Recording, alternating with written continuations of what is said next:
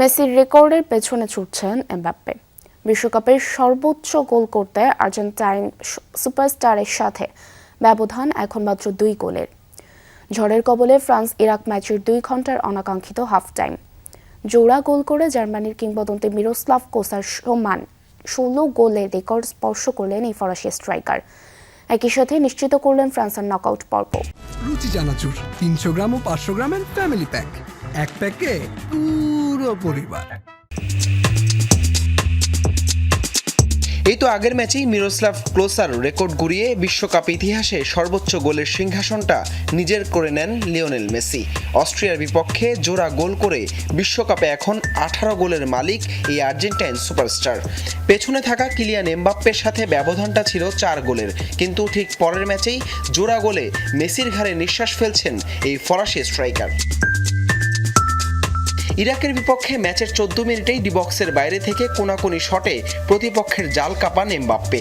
তাতে ব্রাজিলিয়ান কিংবদন্তি রোনালদোর সমান 15টি গোল স্পর্শ করেন এই ফরোয়ার্ড। এরপর ম্যাচে বাধা হয়ে দাঁড়িয়েছিল রুদ্র প্রকৃতি।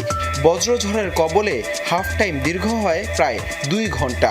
এরপর আকাশের ঝড় থামলেও মাঠে থামানো যায়নি কিলিয়ান এমবাপ্পেকে।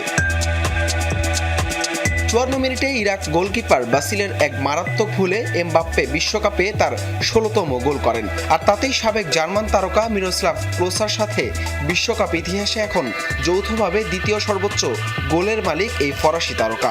হ্যাট্রিক পূর্ণ করার সাথে সাথে ক্লোসাকে ছাড়িয়ে মেসির আরও কাছে যাওয়ার সুযোগটাও ছিল এমবাপ্পের সামনে, যদিও 1-1-এ পেয়েও স্কোর করতে পারেননি তিনি। তবে 3-0 গোলের জয়ে ফ্রান্সের জার্সিতে নিজের 100তম ম্যাচটা জোড়া গোলে রাঙিয়েছেন এমবাপ্পে। সেই সঙ্গে এক ম্যাচ হাতে রেখেই নিশ্চিত করেছেন দলের নকআউট পর্ব।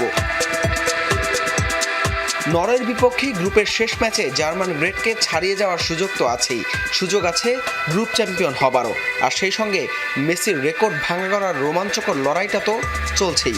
বিশ্বকাপে এখন পর্যন্ত 2 ম্যাচে 5 গোল লিওনেল মেসির। আর সেই মেসির পেছনে ছুটতে থাকা এমবাপ্পের গোল সংখ্যা 2 ম্যাচে 4টি। হাসান আল মারুফ, যমুনা স্পোর্টস।